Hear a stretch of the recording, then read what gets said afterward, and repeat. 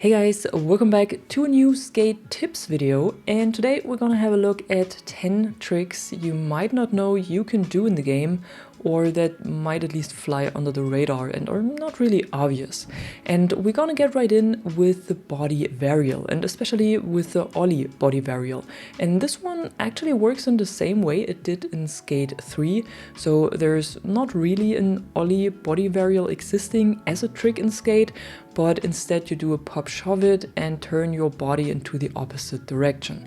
So when skating regular, this means that for a frontside shove it, you initiate the trick and then push your left stick to the right.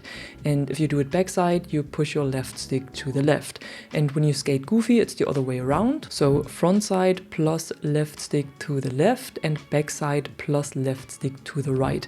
And what basically happens is that your body motion cancels out the shove it. So you will end up with what at least looks like an Ollie body varial. And this is something that you can not only do for shove its, but also for any other trick where your board is turning. So it doesn't work for kick flips or heel flips, obviously, because you will only end up doing a 180, but it does work in the same way for varial flips, for tray flips, or for hard flips, for example. And you just do the same thing here as well. You take a look at how your board is turning within the trick, which always also depends on your stance, and then you turn your body into the opposite direction. And this doesn't only look nice, but it also adds some more variation to these tricks, especially to such a basic trick like the Ollie. Another small variation to the Ollie that I'm not seeing much as well is the Ollie north or south. Is that the actual term when you do it with your back foot? I don't know, write it in the comments below if this is correct or not. I've only heard of the Ollie north, but never of the Ollie south. Anyways, this right here is the trick I'm talking about. So you do an Ollie and then while you are in the air, either lift your front or back foot from the board. Depending on your stance, you will lift one foot by pressing square on PlayStation or X on Xbox, and the other foot by pressing X on PlayStation or A on Xbox. So you have to try that out for your stance. If you have the option enabled that says use front back foot push controls, then your front foot will always be on square or X and the back foot will always be on X or A, regardless of your stance. So it makes it a little bit easier to memorize, which is why I'm using this option as well.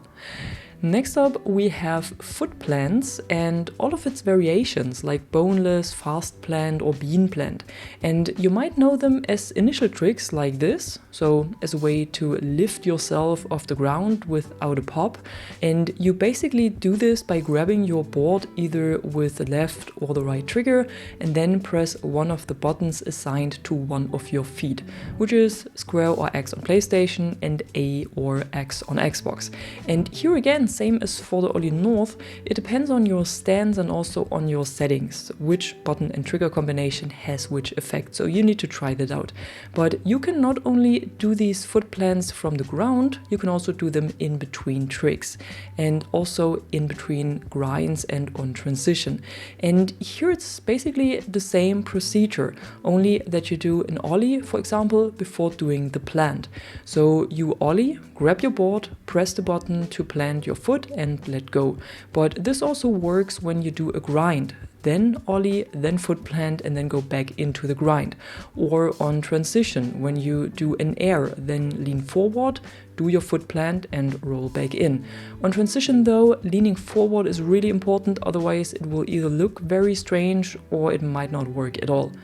I also found that these foot plants in general work best on rails, ledges or other spots that are made for grinding, because it seems like they lock in a lot better and also look a lot better than on plain surfaces like mani pads or on the ground.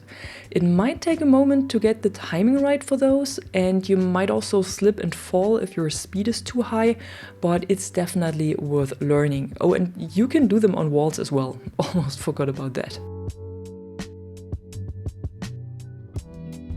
Moving on, we have another trick, or maybe more like a feature. I'm not sure that this is an actual trick, but in real life it would be called Firecrackers, and in Skate it can also help you get downstairs or save your lines if your trick down the stairs falls a bit short.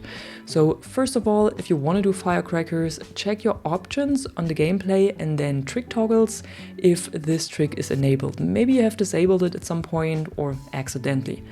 If it's enabled, the only thing you need to do is to approach a set of stairs at moderate speed. You should not be too fast, because then it looks kind of strange, and then go into a manual and hold it all the way down.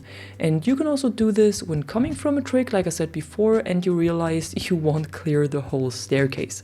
Simply land in manual and hold it, and you will automatically do the Firecrackers down the rest of the stairs. One thing that is important here though is that when you do a 180 trick and you would land in fakie stance, then your controls are inverted for a short amount of time, which means when coming from a 180 kickflip, for example, you will have to hold your right stick forward instead of backward for a manual. Otherwise you will go down with nose manual, which works somehow, but it doesn't really look good. And then there is one of my favorite tricks, even though it's not the most realistic one, to be honest, but that's the hippie jump plus body flip. But you grab your board while in the middle of the body flip. Hippie jumps in general are actually really useful, for example to get up or down stairs a bit faster and without an ollie, so you just hold both your feet buttons at the same time, which is square and X on PlayStation and X and A on Xbox, and then release them to do the jump. And your board might get stuck or fall off somewhere, but that doesn't matter, because you can simply mount it again even mid-air when pressing triangle on PlayStation or Y on Xbox, so you basically do a caveman. And this opens up a lot of interesting variations and possibilities. First of all, this can help you to complete some challenges easier. For example, this one right here, where you have to go over the hedge, which can be a bit tricky with an ollie, but is no problem at all with a hippie jump and a caveman. As an alternative to only the jump, or to get some more airtime, you can also go into a spread eagle after the hippie jump and then go back on the board, so mount it onto your feet again. But what I love to do the most is to hippie jump, then board flip, and then grab the board in the second half of the flip, because this also works in between grinds, and that's where I use it the most. So you press the two buttons, release them, then pull one or both of your triggers and push the left stick forward for the flip, and while you are still turning, you press triangle or Y to get your board back up on your feet. Pretty fun once you got the timing right, and also opens up a lot of variations in combination with other tricks or in specific situations. Next up, there are several tips to grinds and how to make them look better, and the first one is how to go popless out of grinds and manuals, because I think this is really something that makes grinds look so much better and also more realistic if this is what you're aiming for. So instead of popping out of a grind with an ollie or any other trick, you simply fall out of it by shifting your weight, and there are two ways to do this. One way is to use your left stick and simply shift your weight into the direction you want to go. So in this case here, I want to exit the grind to the right, so I push my left stick all the way to the right. This gives you a lot of control over your exit of the grind, and also allows you to go directly from a grind into a manual, for example, by pushing your stick towards the object you're grinding on and not away from it. So in this example, I would push my stick all the way to the left and hold the right stick in manual position. Another way to get out of grinds is to simply cancel them by pressing circle on PlayStation or B on Xbox, and this gives you a little bit less control over the exit and its timing, but it gives you more time to input a late flip with your right stick, which then looks like you did a popless trick out of a grind. So you press the button and then instantly initiate the trick.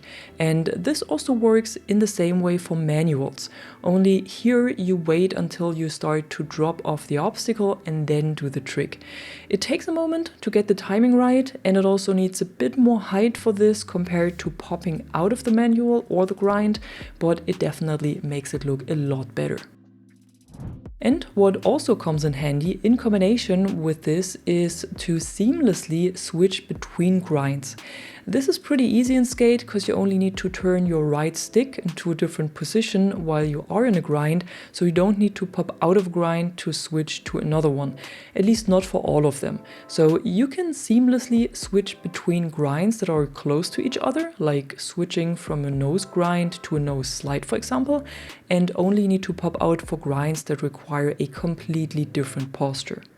And what you can do as well in addition to this is to shift your weight while you are in grinds to lean more or less into them.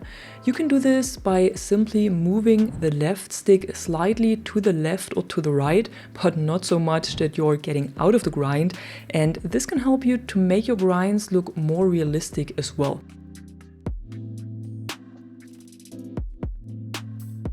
And the last tip for the grinds is that you can apply almost all of this to slappies as well.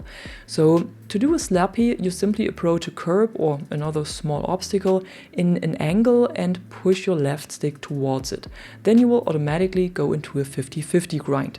To exit the slappy, just press circle or B again, or move the stick either towards the boardwalk, for example, or away from it, depending on where you want to go.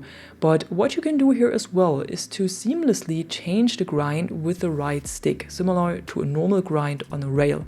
But you can also get right into other grinds when starting the slappy.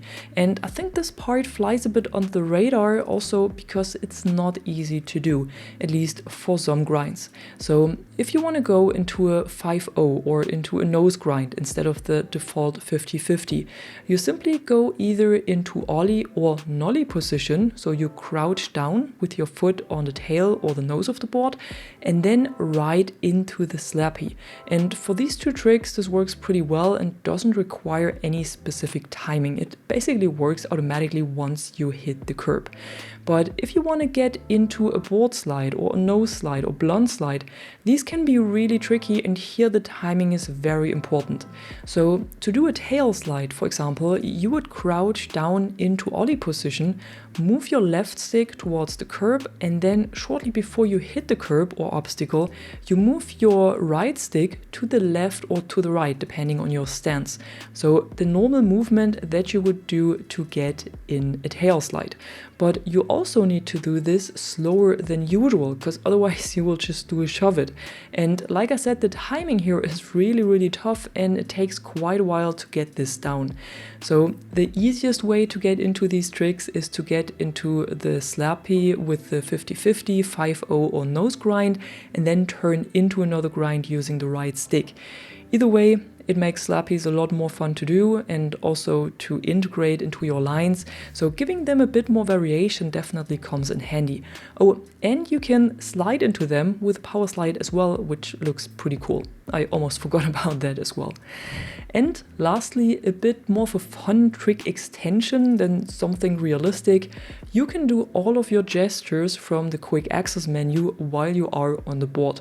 What do I mean by quick access? When you go to your customization options and go to gestures, you can select 4 gestures that are assigned to the 4 directions of your D-pad, and to quickly access them, you simply hold L1 or LB and then press one of the directions of the D-pad.